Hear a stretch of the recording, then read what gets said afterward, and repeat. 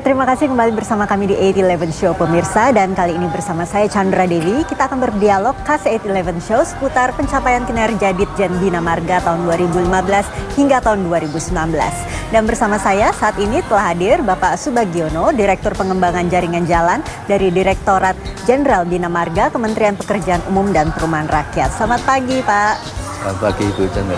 Terima kasih sudah hadir ya Pak Subagiono ya. Langsung saja ini Pak, bisa dijelaskan bagaimana kiranya posisi strategis dari Ditjen Bina Marga, terutama ini dalam konteks tugas dan kewenangannya dalam pembangunan jaringan infrastruktur jalan, Pak. Ya. Jadi kalau kita bicara kewenangan Ditjen Bina Marga dalam penyelenggaraan jalan nasional, ini sudah diatur di dalam Undang-Undang Nomor 38 Tahun 2004. Jadi kewenangan ini, jalan ini dibagi menjadi jalan nasional, jalan provinsi, jalan kabupaten kota, dan jalan desa. Kewenangan Ditjen Bina Marga di dalam penyelenggaraan jalan ini meliputi pengaturan, pembinaan, pembangunan, dan pengawasan.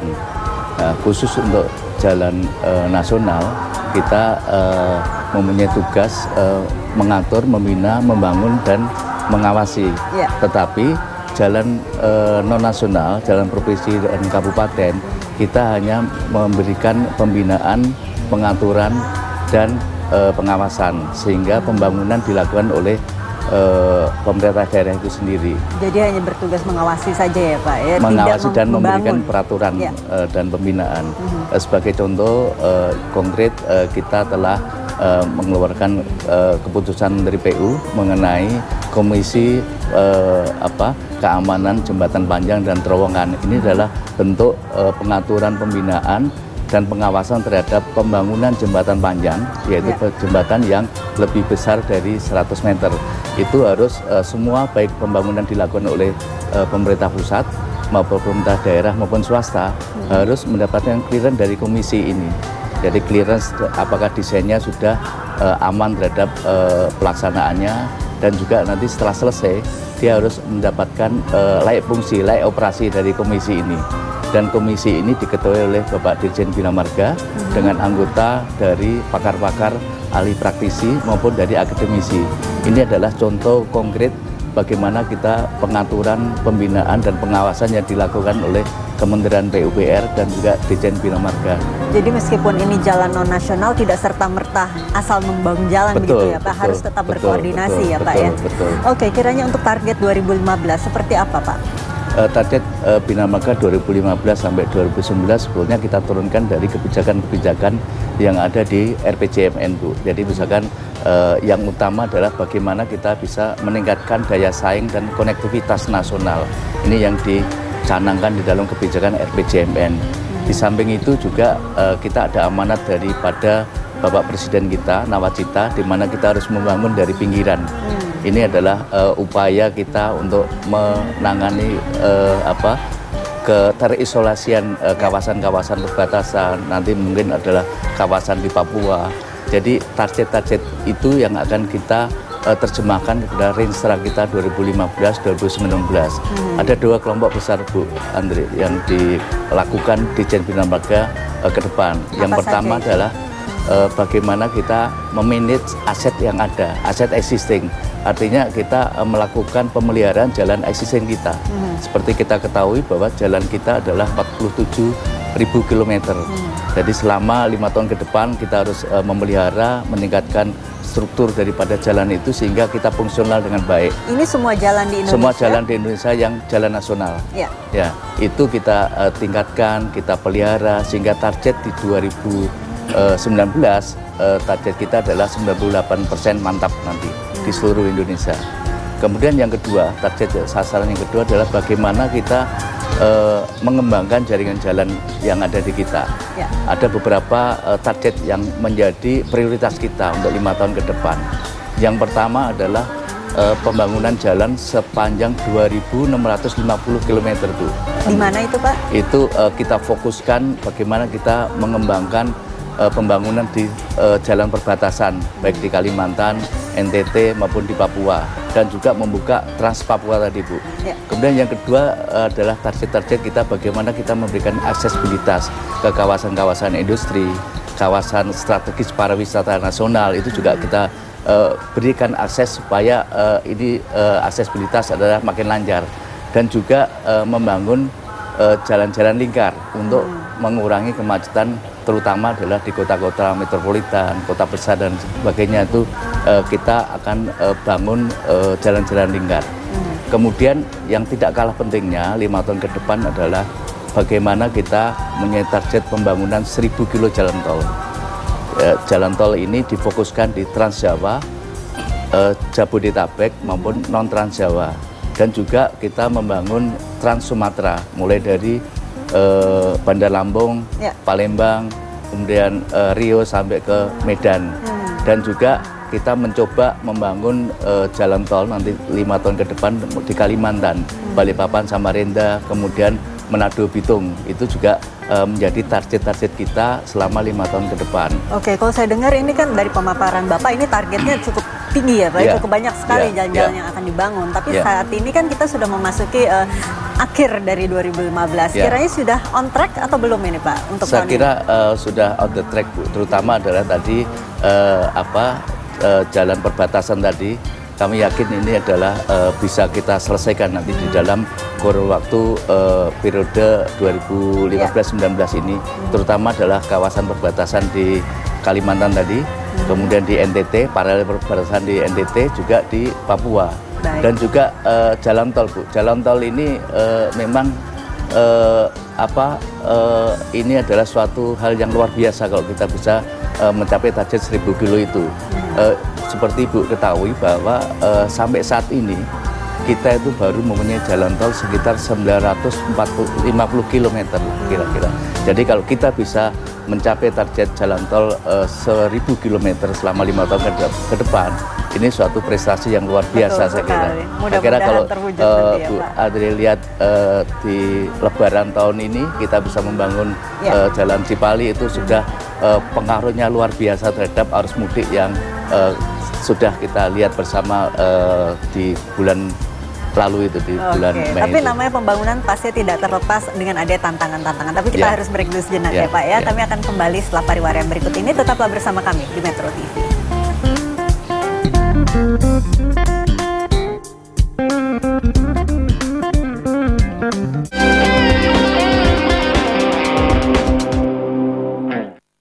Didukung oleh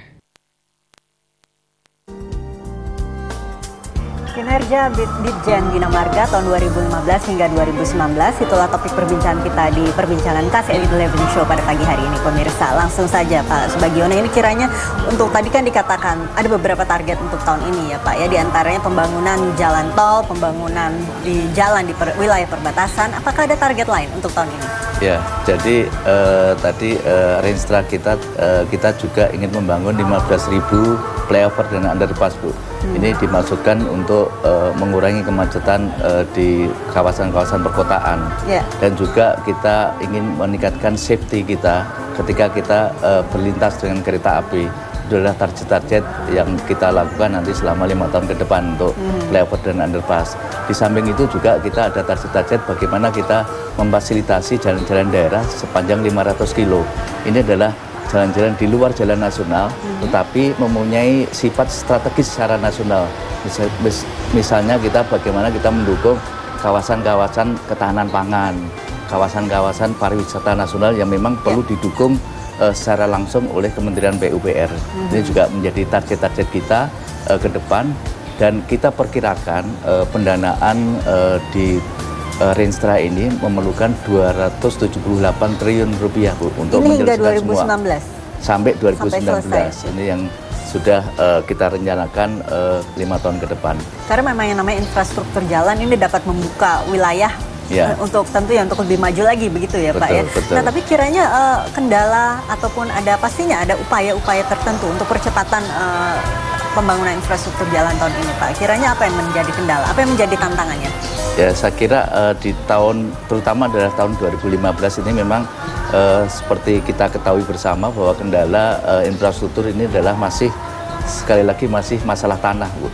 Tanah ini adalah menjadi kendala, tapi pemerintah berupaya bagaimana kita baik secara regulasi, kita sudah mempunyai regulasi yang baru mengenai pengadaan tanah, Undang-Undang Nomor 2 mengenai pengadaan tanah, Kemudian juga kita melakukan koordinasi yang intensif dengan stakeholder yang ada, baik Kementerian PU, pemerintah daerah maupun Kementerian Agraria. Kita juga berkoordinasi terus sehingga kita akan cepat menyelesaikan apabila terjadi masalah-masalah yang di lapangan. Mudah-mudahan masalah-masalah ini bisa teratasi dengan kita berkoordinasi secara intensif tadi.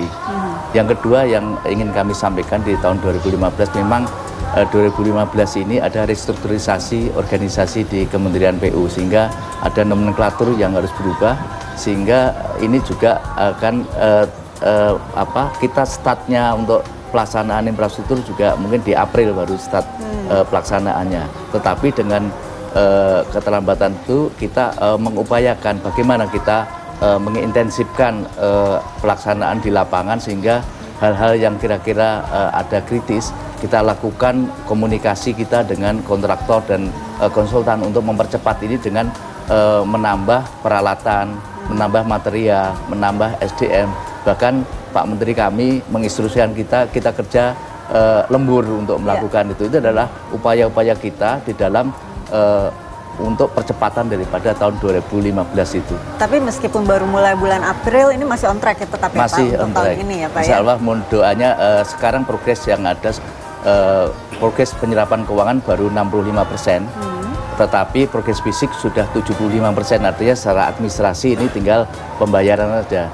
Tinggal kalau kita nanti di akhir tahun kita masih ada waktu 1 bulan, saya kira dengan upaya percepatan tadi, kira-kira bisa mudah-mudahan bisa mencapai di atas 93% untuk akhir 2015 ini. Oke, itu harapan kami. Untuk sampai akhir tahun ini Pak, sampai 2015, kiranya proyek apa yang bisa selesai tahun ini? Sebetulnya tahun 2015 ada 3 proyek yang sudah diresmikan, yaitu di Pali tadi sudah saya sampaikan, itu adalah sudah diresmikan. Kemudian jembatan Soekarno di Sulawesi Utara, kemudian flyover di Jamenggiting di Medan. Tetapi di akhir Desember ini ada proyek yang cukup strategis, yaitu jembatan Tayan di Kalimantan Barat. Ini adalah menghubungkan lintas selatan Kalimantan. Ini kita harapkan bahwa di akhir 2015 ini bisa diresmikan dan bisa dimanfaatkan oleh publik nanti. Karena ini akan menghubungkan lintas selatan di Kalimantan Barat, dan ini ditunggu-tunggu oleh masyarakat sana. Kemudian yang kedua yang tidak kalah pentingnya adalah jembatan Merah Putih di Ambon. Itu juga ditunggu-tunggu oleh masyarakat di sana. Mudah-mudahan mohon doanya semua semoga di akhir tahun 2015 ini bisa diselesaikan dengan tepat waktu. Baik Pak, kita harus break kembali sejenak rupanya Pak. Kami akan kembali setelah pariwara yang berikut ini. Tetaplah bersama kami di 811 Show Metro TV.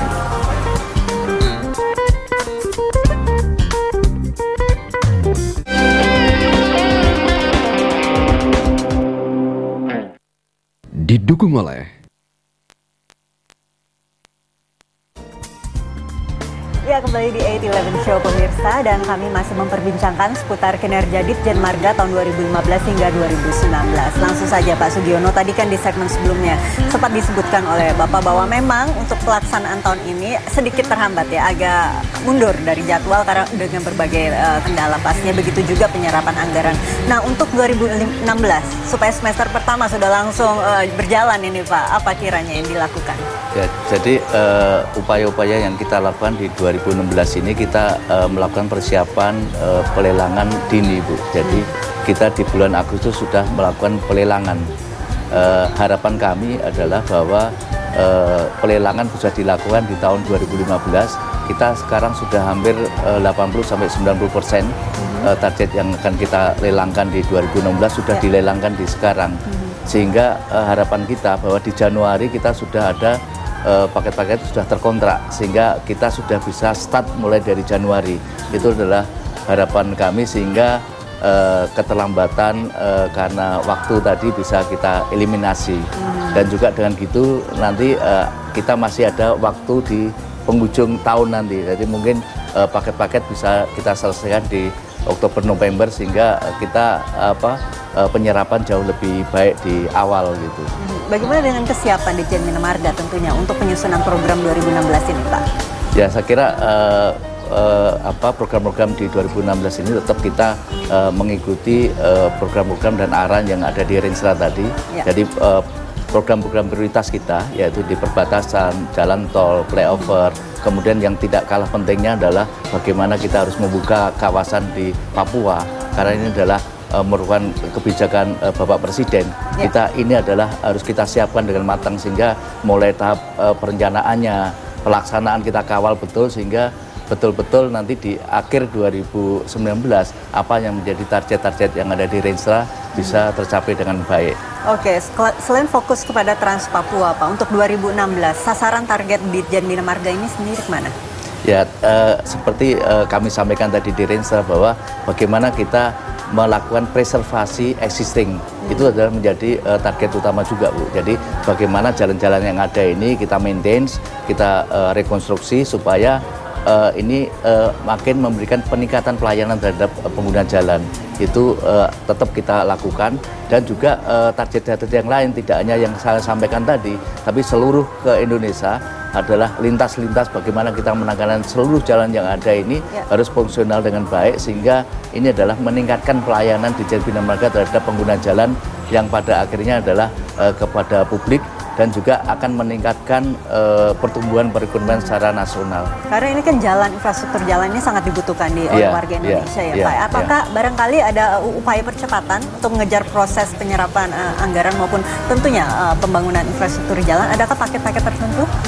Ya, tadi paket-paket yang saya sampaikan tadi, jalan tol, bagaimana kita mengupayakan supaya ke depan nanti ini, misalkan nanti 2016 juga kita ingin meningkatkan pelayanan terhadap jalur mudik. Kalau kemarin sudah bagus, kita akan tingkatkan lagi sehingga jalur mudik akan lebih baik lagi.